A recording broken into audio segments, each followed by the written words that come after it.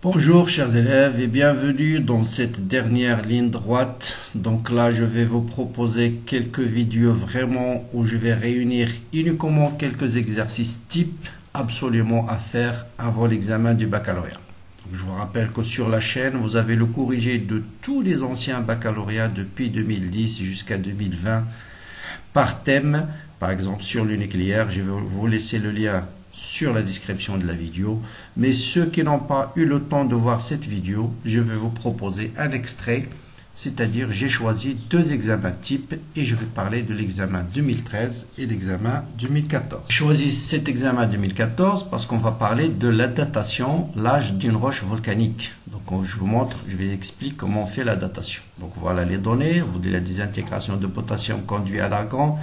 Écrire l'équation de désintégration, toujours vous aurez ce type de question. L'énergie libérée, toujours elle est posée comme question. Ensuite, la deuxième partie, on veut déterminer l'âge approché de la roche. Qu'est-ce qu'on fait? L'étude de la roche de basalte contient à l'instant T une masse M de 1,57 mg de potassium et un masse 0,025 mg d'argon, c'est-à-dire à l'instant actuel. Et on veut nous déterminer l'âge de cette roche. On suppose que la roche de basalte est formée à T égale à 0 et que l'argon contenu dans la roche résulte uniquement de la désintégration de potassium. C'est la seule hypothèse. C'est-à-dire tout l'argon que contient la roche ne vient que de la désintégration du potassium.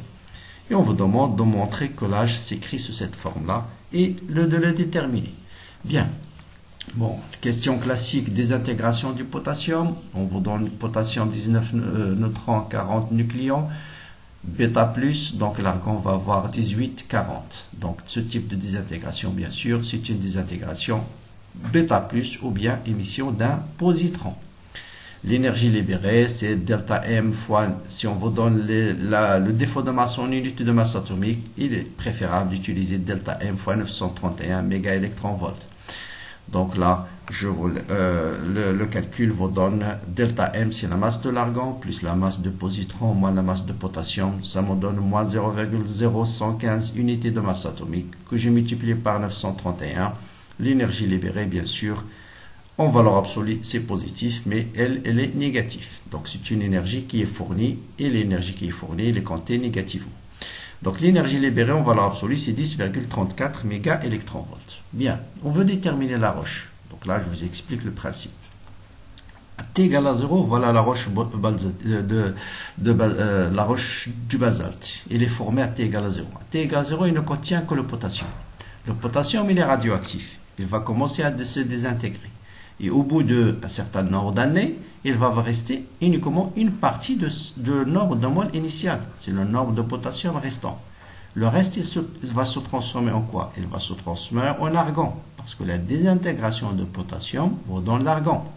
Donc, vous avez une relation fondamentale laquelle c'est à T égale à 0, c'est N0. Et à l'instant T, le nombre d'atomes d'argon qui est formé, il est égal à quoi? Bon, vous avez ce nombre doit être égal à celui-là, est égal au nombre de moles initial, moins le nombre désintégré. Donc le nombre initial de potassium, moins le nombre qui reste à l'instant T, plutôt qui reste à l'instant T, c'est le nombre de noyaux d'argon formés. Voilà la relation de base. Donc, le nombre de noyaux initial de potassium est égal à quoi? Est égal au nombre de noyaux qui restent à l'instant T.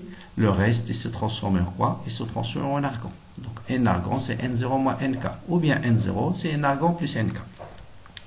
Or, le nombre qui reste à l'instant T, c'est N0 exponentielle moins lambda T. Donc, je peux écrire NK sur N0 est égal à NK sur NK plus N argon exponentielle moins lambda T. Bon, j'applique le logarithme des deux côtés. Donc, lambda T, c'est le log, c'est moins log de A sur B. Et moins log de A sur B, c'est le log de B sur A. Donc lambda T va être égal à log NK sur NK, c'est 1. N argon plus divisé par NK, et c'est ça, c'est ce qu'on veut déterminer. Donc voilà, examinons donc le rapport N argon sur NK en fonction des masses. Donc là maintenant, si je connais le rapport des atomes que contient la roche à l'instant T, je peux déterminer son âge. Mais souvent, ce qu'on détermine, c'est les masses. Donc on va exprimer ce rapport en fonction des masses. Donc vous savez que le nombre de moles, c'est le nombre de noyaux divisé par le nombre d'Avogadro qui est égal à la masse divisé par la masse molaire. Donc le rapport des masses NK sur N argon va être égal à NK, c'est la masse du potassium. Donc il y a une erreur ici, c'est la masse du potassium. Donc voilà, donc je fais le rapport de NK sur N argon, donc ça va être la masse du potassium divisé par la masse molaire du potassium, et je fais l'inverse ici, la masse molaire de l'argon divisé par la masse de l'argon. Bien sûr, les deux, ils ont à peu près la même masse molaire, puisqu'ils contiennent le même nombre de nucléons, donc on va simplifier par les masses molaires, et il va vous rester MK sur M argon. Donc le T, c'est T1,5 sur log de 2 plus 1, plus, donc je rappelle T1,5, il est en fonction du nombre d'argon. Donc là, voilà, nombre d'argon divisé par le nombre de potassium. Donc c'est l'inverse de ce terme-là. Donc c'est la masse de l'argon divisé par la masse du potassium. Bien, voilà, on connaît le rapport et les données dans l'exercice. Argon sur masse de potassium, on connaît T1,5. Et vous voyez qu'on peut déterminer l'âge de la roche. Donc voilà un premier exercice type. Un deuxième exercice type, c'est l'examen de nucléaire 2013. Donc là, on vous dit, suite à l'accident du nucléaire de Fukushima qui a eu lieu en Japon en 2011, on a détecté des produits alimentaires où le taux de pollution 10 fois plus grand que la normale.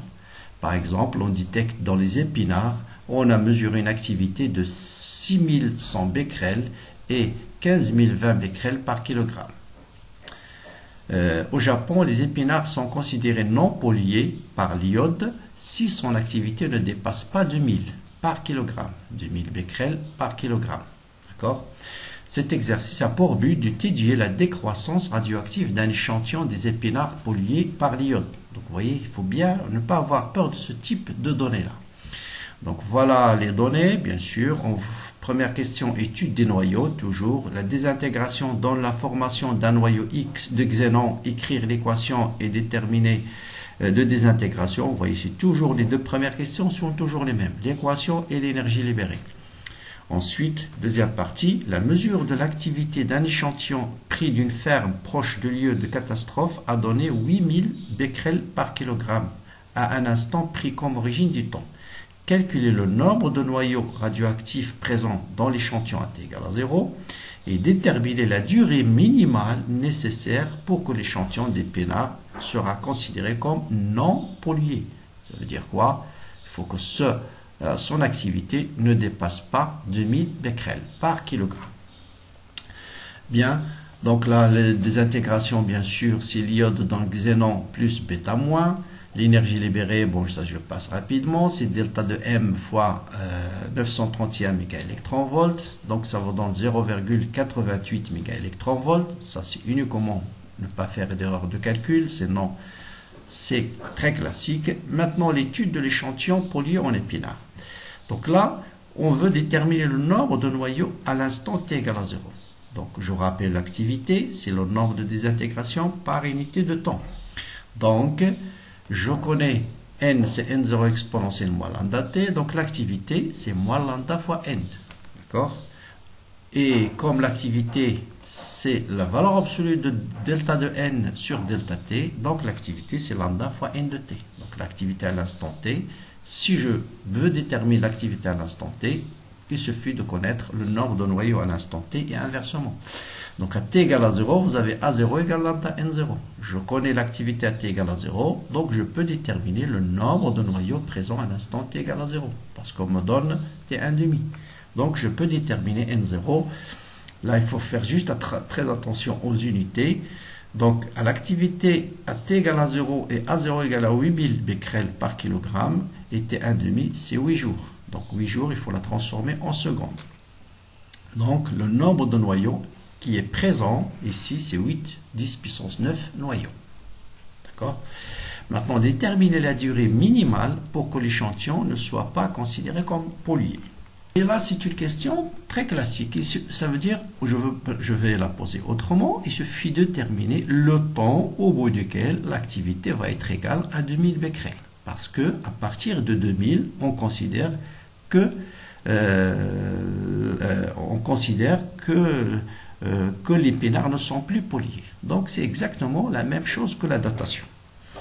Donc là, l'échantillon est non pollué si son activité ne dépasse pas de 2000 becquerels. Donc je vais déterminer l'âge, le temps au bout duquel l'activité est égale à 2000 becquerels. Bon, je connais A de t, c'est une question classique. A, c'est A0 exponentielle moins lambda t. Donc le temps, vous pouvez carrément l'apprendre par cœur. C'est moins t1 demi log de 2, log de A de t sur A0. Même, j'apprécie pas là d'apprendre par cœur. Je préfère quelqu'un prend un stylo rapidement démontre le résultat. Donc, vous voyez, donc log de A de t sur A0, c'est moins lambda t. Donc, t, c'est moins 1 sur lambda log de A de t sur A0. Je peux faire disparaître le signe moins en changeant, mais je peux le laisser comme ça. Donc, A de t, c'est 2000. A0, on me l'a c'est donné dans l'exercice. Donc, log de A de t sur A0, c'est log de 2 tiers. Donc, vous voyez que l'âge, à partir de 16 jours, l'activité va chuter à 2000 becquerels. Et à partir de ces dates-là, on peut considérer que les épinards ne sont plus dangereux et on peut les consommer. Voilà, très très bon appétit, surtout bon courage, bonne continuation. Bien sûr, vous avez tous les anciens corrigés de nucléaire dans une seule vidéo que vous allez trouver dans la description. Et bien sûr, partagez-la avec vos amis. Bon courage et à bientôt.